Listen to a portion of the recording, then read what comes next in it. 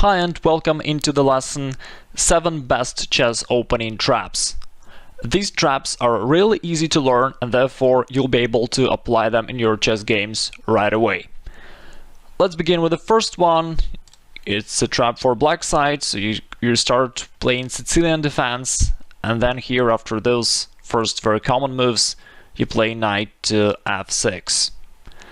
And here it seems really tempting for white to push his pawn forward at the same time chasing your knight away.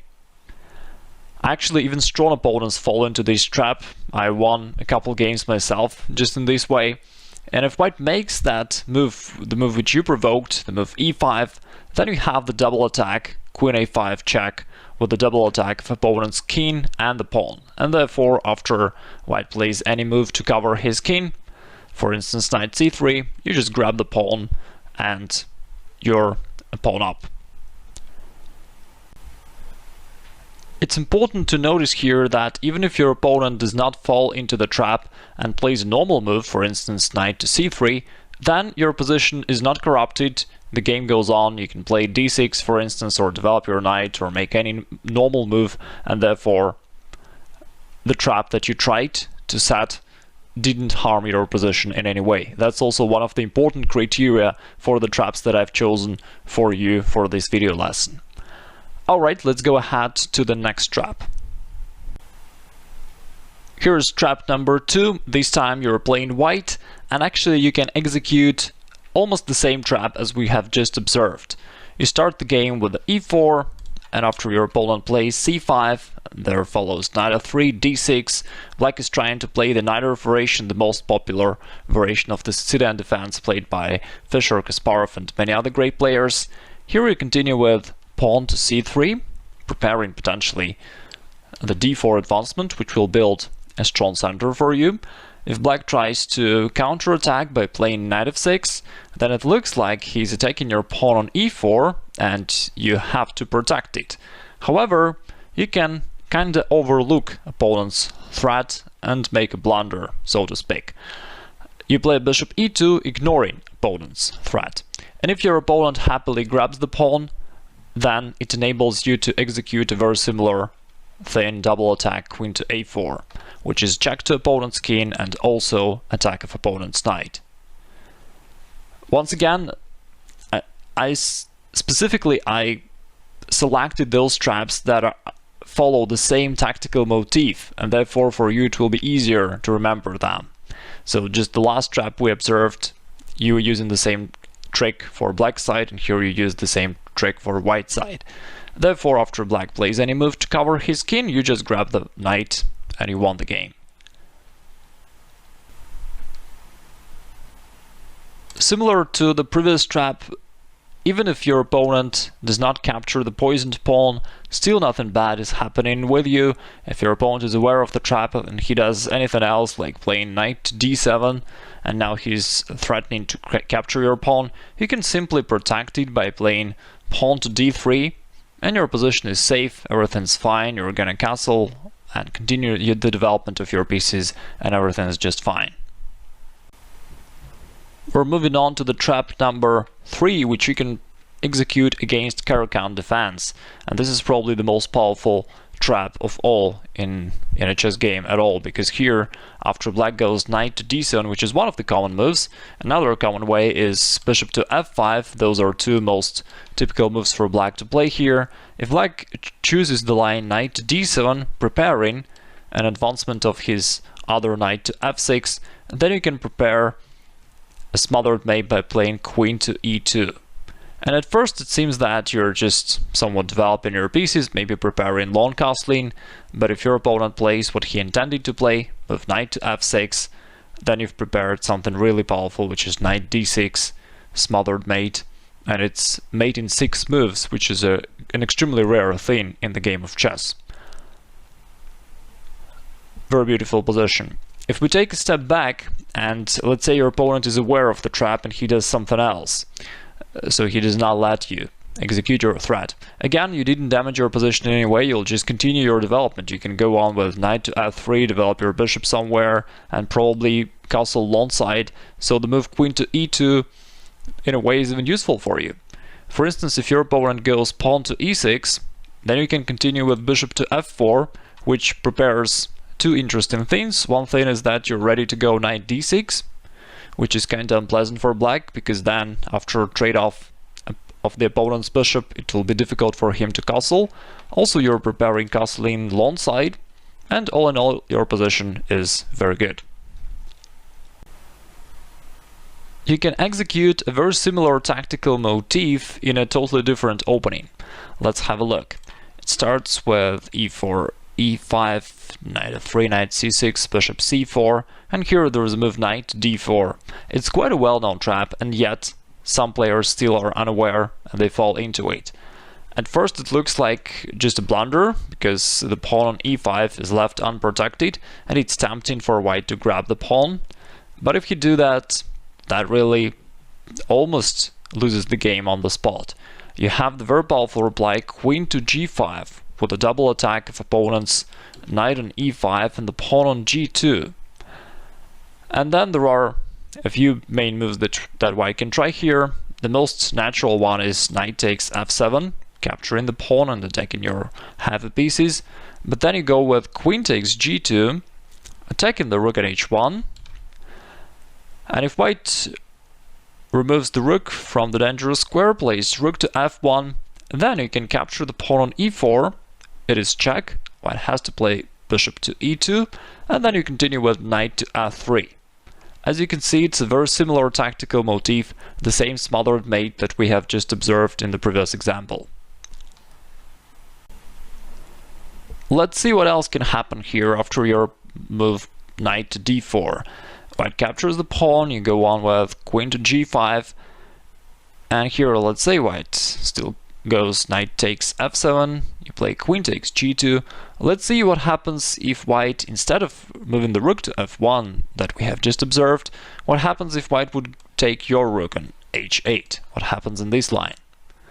Here still everything's super good for you. You take white's rook on h1, which is check. The only move for white is bishop to f1.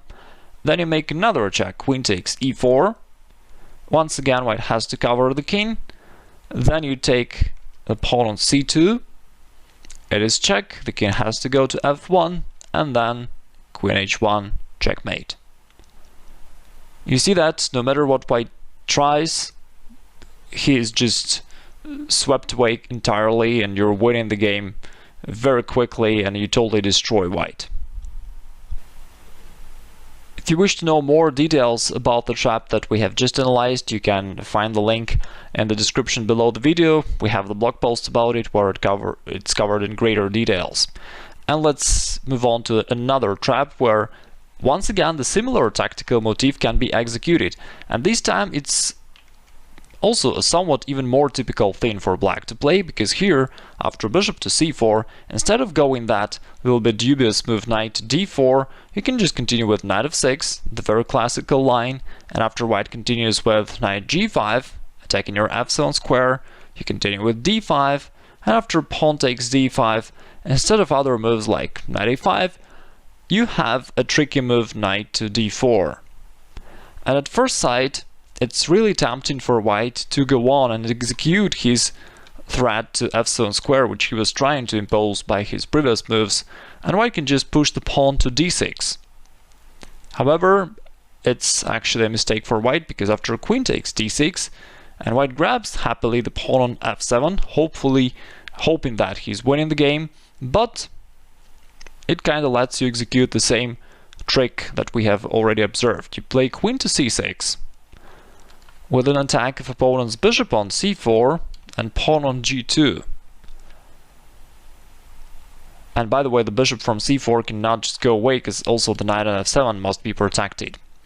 So if white captures the rook on h8, then you play queen takes g2, and this is something very well known for you by now.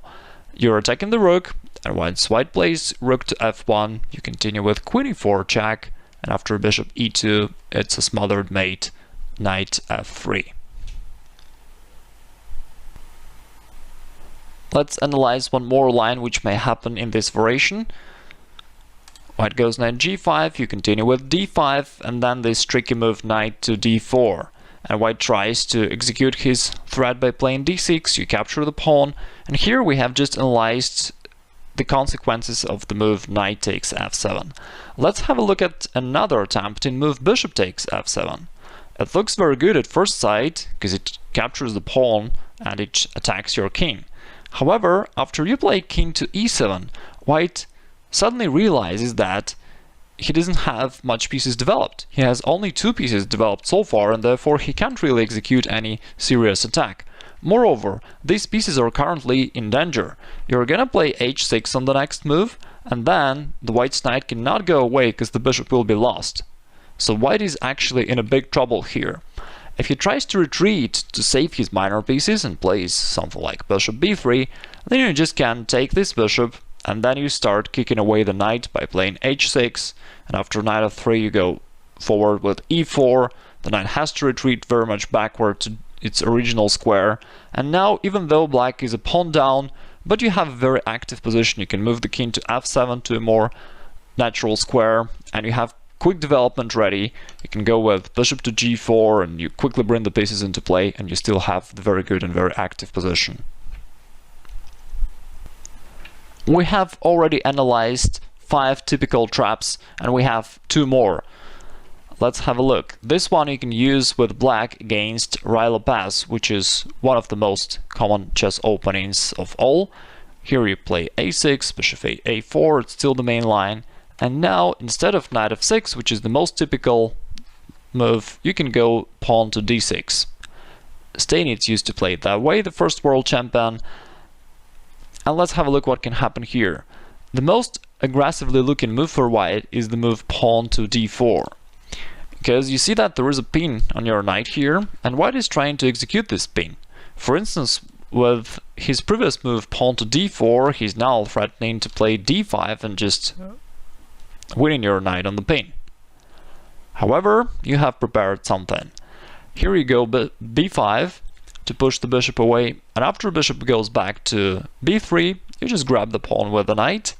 So far everything looks very good for white, but now if white captures the pawn with the queen, then he's losing the game.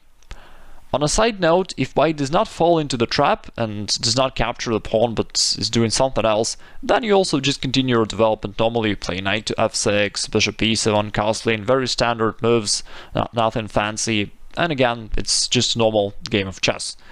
But what if white captures that pawn and plays queen takes d4? That enables you to play c5, and here is the trick you're gonna execute.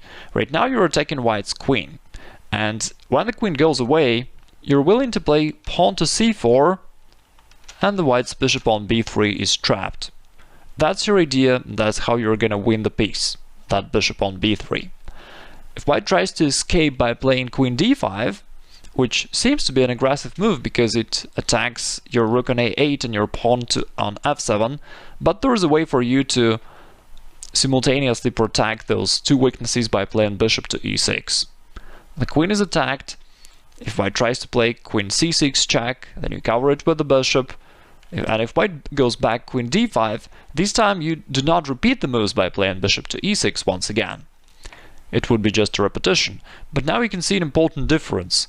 By making those maneuver with your bishop, you protected your rook with the queen. And therefore now it's not a problem for you, and you can go on and execute your main threat. You can push the pawn to c4, and the bishop is trapped. That's how you win the bishop, and with this serious material advantage, hopefully you'll win the game really easily. Here comes the last trap of this lesson. It starts with white, you go with e4, and then it happens if black chooses to play Sicilian defense, and particularly the Sveshnikov variation, which is very popular these days. Lots of strong players play it, and of course lots of amateur players repeat this strategy with black. And here goes the main starting position of Sveshnikov defense. Usually on the next moves, black are playing a6 to kick off your knight, and then continues with pawn to b5 to expand there and continue chasing away your knight. And the main move for white is just to develop the bishop to g5, which is certainly a good option. However, in addition to that, you can do something else. You can go with your knight to d5. You have created a very straightforward threat of making fork with your knight, going knight to c7, which would double attack opponent's king and the rook. By the way, I've noticed that in blitz games sometimes this threat actually does happen, because oftentimes your opponent who plays the Sveshnikov defense, you know, at this point he was going to play pawn to a6, and oftentimes he pre-moves it, or he's just really pushes that pawn to a6 on the next move quickly without evaluating your move really, and that's how he can fall into this very straightforward threat of yours. But even if your opponent does a better move and grabs the knight, then you capture with a pawn, and that goes knight e7, the most natural move. You continue with pawn to c4, and here all of a sudden the most natural move for black, the most natural looking move, which is pawn to a6, is losing. There is a move queen to a4, which pins the pawn on a6, and therefore black cannot really take your knight. So he can, but it will lose the exchange. So you grab the rook, and you won the exchange, and with the material advantage, everything's great for you. Let's see if there's anything else that he can do. But in addition to that, in addition to pinning the pawn, the queen is also making a very powerful threats along this diagonal. On the next move, you're gonna move your knight somewhere, potentially to c7, or maybe to d6, making this discover check of opponent's king with your knight and destroying your opponent's position entirely. As surprisingly as it is, there is already no good defense for black. If he tries to cover this diagonal by playing bishop d7, then it's just knight d6, smothered mate once again.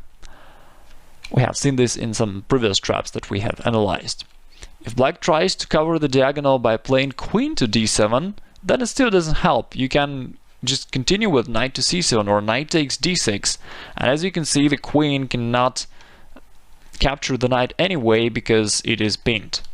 Therefore black has to react to check to go like king to d8, but then you can simply grab the pawn on f7 with the double attack of opponent's king and the rook, and on the next move, for instance in the line like this, you just grab the rook and you have this very huge material advantage, so you'll win the game easily. Congratulations, you have just learned 7 best chess opening traps. Try it out in your games. Those traps are both effective, easy to learn, and in addition to that, they're also solid, which is a rare quality for a trap. So even if it doesn't work, your position is still fine. Try it out in your games and let me know in comments about your results. Thank you.